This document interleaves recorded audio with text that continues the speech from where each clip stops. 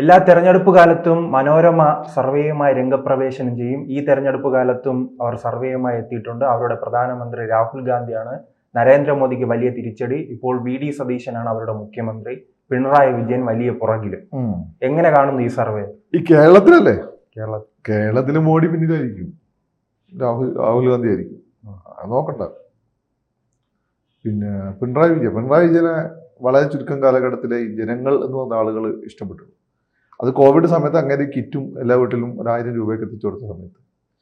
അല്ലാതെ കാര്യം നടത്താൻ പിണറായി വിജയൻ വേണം. പക്ഷെ പിണറായി വിജയനെ കണ്ണെടുത്താൽ മലയാളി കണ്ടുകൂടുക. അത് മലയാളിയുടെ ഹിപ്പോക്രസിയാണ്.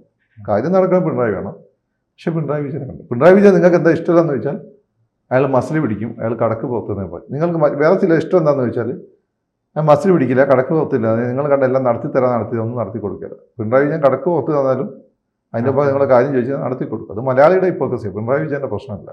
പിന്നെ ഈ മനോരമ എന്ന ഈ ഹിപ്പോക്രസ്റ്റിക് മലയാളിയുടെ ഒരു എപ്പിറ്റോമാണ്. അതാണ് അതിൻ്റെ ഒരു കാര്യം. പിന്നെ വി.ഡി. സതീശൻ എന്ന് വെച്ചാൽ വേറൊരു പിണറായിയാണ്. അപ്പോൾ രണ്ട് പിണറായിമാർ തമ്മിലുള്ള മത്സരമാണ്, അത്രയേ ഉള്ളൂ.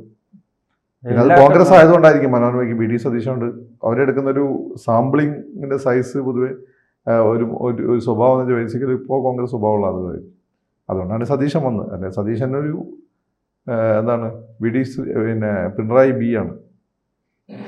നാം ഈ സർവേ പരിശോധിക്കുകയാണെങ്കിൽ ഞാൻ തുടക്കം സൂചിപ്പിച്ചത് എല്ലാ സർവേയിലും രാഹുൽ ഗാന്ധിയാണ് പ്രധാനമന്ത്രി. അത് ഈ ഒന്നെങ്കിൽ ജനങ്ങൾ തിരുത്തണം അല്ലെങ്കിൽ മനോരമ തിരുത്തണം. അല്ല, അത് കേരളത്തിന്റെ പ്രശ്നം വെച്ചാൽ കേരളത്തിൽ രാഹുൽ ഗാന്ധിയാണ് നമ്പർ 1 ജനങ്ങളുടെ മനസ്സിൽ. മോഡിനെ എപ്പോഴും ഇഷ്ടമില്ലാത്ത ആളുകൾ അവിടെയുള്ള ഭൂരിപക്ഷം എന്ന് വെച്ചാൽ 50% മുസ്ലിങ്ങളും ക്രിസ്ത്യാനികളും വരും. ഈ 50% മുസ്ലിങ്ങളും ക്രിസ്ത്യാനികളും 40% ആൻറ്റി മോഡിയാണ്. പിന്നെ ഉള്ളത് ഹിന്ദുക്കളാണ്. ഹിന്ദുക്കൾക്ക് പിന്നെ അങ്ങനെ സ്വന്തം നിലപാടൊന്നും ഇല്ലല്ലോ അവിടെ. 30% ഉണ്ട്. അപ്പോൾ ഹിന്ദുക്കളുടെ ഇടയിൽ ഒരു അക്രോസ് പൊളിറ്റിക്കൽ സ്പെക്ട്രം 50-ൽ ടോട്ടൽ 50-ൽ ഒരു 30 ആളുകൾ, മനസ്സിലായി? അല്ലെങ്കിൽ ടോട്ടൽ ഹിന്ദു പോപ്പുലേഷന് 30% മോഡിക്ക് അനുകൂലമായിരിക്കും. അതല്ലാതെ അതുകൊണ്ടാണ് ഇവിടെ രാഹുൽ ഗാന്ധി കഴിഞ്ഞാൽ പിന്നെ പ്രിയങ്ക ഗാന്ധി ആയിരിക്കും. പ്രിയങ്ക ഗാന്ധി കഴിഞ്ഞാൽ പിന്നെ പ്രിയങ്ക ഗാന്ധിയുടെ മോനുണ്ടല്ലോ റെയ്ഹാനായിരിക്കും. അത് കേരളത്തിന്റെ സ്വഭാവം അങ്ങനെയാണ്. അത് ഈ മോദി വിരോധമാണ് ഇപ്പോൾ കേരളത്തെ നയിക്കുന്നത്. മോദി വിരോധമാണ്. പിന്നെ മലയാളികൾ പത്രത്തിലുള്ള ഹെഡിങ് മാത്രം വായിക്കുന്നവരാണ് മലയാളികൾ ഇൻഡെപ്ത് കാര്യങ്ങൾ അന്വേഷിക്കില്ല. ഇൻഡെപ്ത് കാര്യങ്ങൾ അന്വേഷിക്കുമ്പോൾ നിങ്ങൾക്ക് അങ്ങനെ നിങ്ങൾ ലോജിക്കലാണ്ട് ചെയ്യും. അപ്പോൾ നിങ്ങൾ മോഡിക്കും പിണറായി വിജയനൊക്കെ നിങ്ങൾ സപ്പോർട്ട് ചെയ്യേണ്ടതായിട്ട് വരും. മലയാളിക്ക് അതിൻ്റെ ആവശ്യമില്ല. പത്രത്തിൻ്റെ ആ ഹെഡിങ് ഇന്ത്യ US കരാർ, ഇന്ത്യക്കെതിരെ. പിന്നെ ഇന്ത്യ എന്ത് ചെയ്യേണ്ടിയിരുന്നു? ഉപരോധങ്ങൾ വിളിച്ച് എഴുതിയിട്ട് ഈ മനോരമ പത്രം അടിക്കാനുള്ള പിന്നെ നാഫ്ത അങ്ങോട്ട് കിട്ടാത്ത അവസ്ഥ ഉണ്ടാക്കേണ്ടിയിരുന്നു. അതിന് കായംകുളത്ത് നാഫ്ത പോയിട്ട് വേണ്ടല്ലോ ഈ സാധനം അടിക്കാൻ. നാഫ്ത പിന്നെ പെട്രോൾ കറണ്ട് ഉൽപ്പാദിപ്പിച്ചിട്ട് പിന്നെ ഈ എക്കണോമിയിൽ വന്നിട്ട് ശമ്പളം കിട്ടാതെയും കൂലി കിട്ടാതെയും പെട്രോൾ കിട്ടാതെ നമ്മൾ വലയേണ്ടിയിരുന്നു ഇറാൻകാരെ പോലെ. അത് മലയാളികൾ ചിന്തിക്കില്ല. മോഡി അമേരിക്കയുമായി കോംപ്രമൈസ് ചെയ്തു, അങ്ങനെ ചിന്തിക്കുള്ളൂ. എന്നാൽ ഈ കോൺഗ്രസ്സുകാർ വന്നാൽ ഇത് തന്നെ ചെയ്യാൻ പോകുന്നതെന്ന് പറയില്ല. അവിടെ അല്ലേ ചിന്തിക്കേണ്ടത്. അപ്പം അതിൻ്റെ പ്രശ്നം ഇത് മലയാളിയുടെ വിവരക്കേട് കണക്കാക്കുക. പണ്ട് കമ്മ്യൂണിസ്റ്റ് പാർട്ടി പുറത്തു പോയത് ആണവ കരാറുമായി ബന്ധപ്പെട്ടാണ്, മൻമോഹൻ സിംഗ് ഉള്ള കാലത്ത്. അതിനെക്കുറിച്ച് ആരും സൂചിപ്പിക്കുന്നില്ല. അത് സൂചിപ്പിക്കില്ല. അതാ ഞാൻ പറഞ്ഞത്. പല കാര്യങ്ങളും ഇവിടെ സൂചിപ്പിക്കുന്നത് സെലക്റ്റീവായിട്ടാണ്. ഈ സെലക്റ്റീവായിട്ട് വരുന്ന കാര്യങ്ങൾ അങ്ങനെ വിഴുങ്ങുന്നവനാണ് മലയാളി. പിന്നെ അപൂർവം ചില ആളുകൾ അതിനെ മറികടന്നില്ല. അതിലൊന്നും പിണറായി വിജയനാണ്. ഈ ബോധത്തെ അയാൾ പിണറായി വിജയൻ ബുദ്ധിപരമായി നേരിട്ടു. എല്ലാം പിണറായിക്ക് എതിരായിരുന്നു. പക്ഷേ പിണറായിക്ക് മുഖ്യമന്ത്രി ആകാൻ വേറെ സ്റ്റേറ്റ് ഒന്നുമില്ല. ഗുജറാത്ത് പോയി മുഖ്യമന്ത്രി ആകാൻ പറ്റില്ലല്ലോ.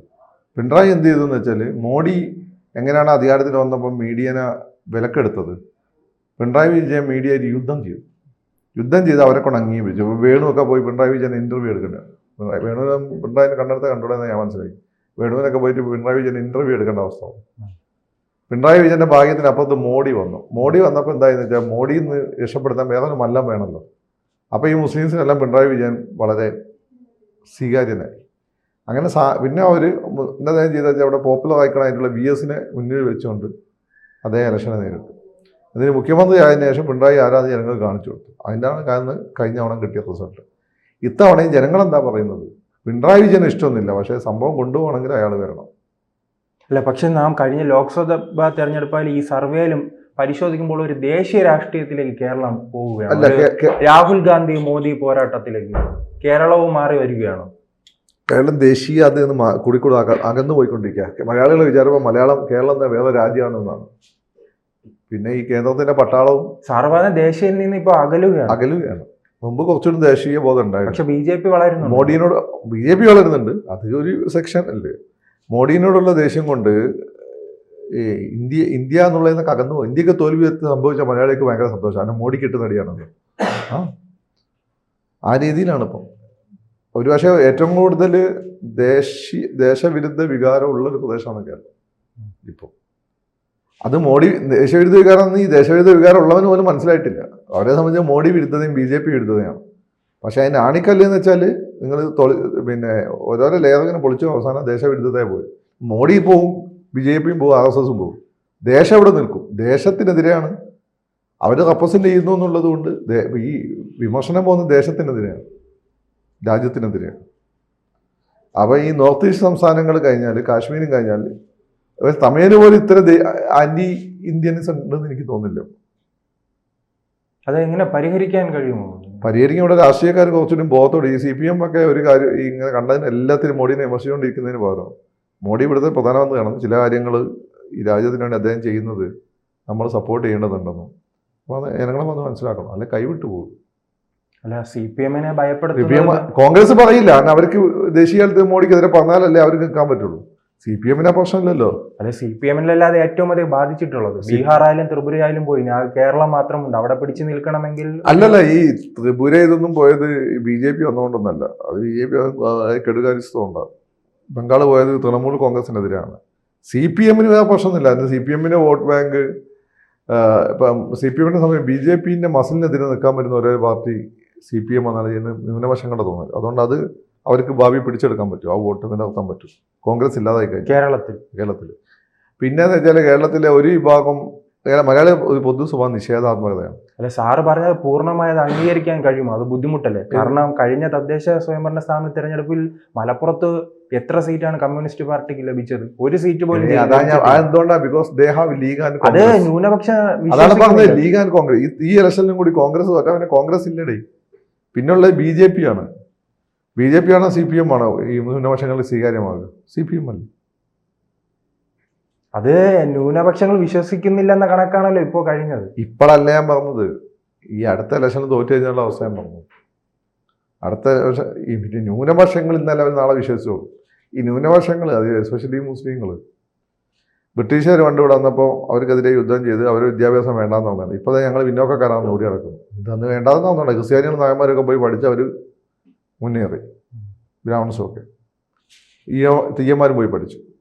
അതേപോലെ ഈ മോഡി വിരുദ്ധ പറഞ്ഞ് അവസാനം BJP-നെ ഈ നടത്തുന്ന ഭരണം പോകുന്ന പ്രതീക്ഷിക്കേണ്ട. അതിനുള്ള പണിയൊക്കെ BJP-ക്കാർ ഒപ്പിച്ച് വെച്ചിട്ടുണ്ട്. ഞാനീ പറഞ്ഞ ഇലക്ട്രോണിക് വോട്ടിംഗ് മെഷീൻ്റെ പ്രശ്നമല്ല. ഈ പുതിയ പാർലമെൻറ്റ് ഡീലിമിറ്റേഷൻ വരുന്ന സമയത്ത് ഉത്തരേന്ത്യയിൽ നിന്ന് കിട്ടുന്ന സീറ്റുകൾ മതി BJP-ക്ക് ഒറ്റയ്ക്ക് ഭൂരിപക്ഷത്തിന്. ഇവിടെ സീറ്റ് കുറയും, അവിടെ സീറ്റ് കൂടും. BJP-ക്ക് അത് മതി. അതിനുള്ള പണിയൊക്കെ അവർ ഒപ്പിച്ചെടുത്ത്. അപ്പം മുസ്ലിംസ് ഇങ്ങനെ ഈ പോലെ BJP-യോട് കൃഷിയുദ്ധം പ്രഖ്യാപിച്ചത്.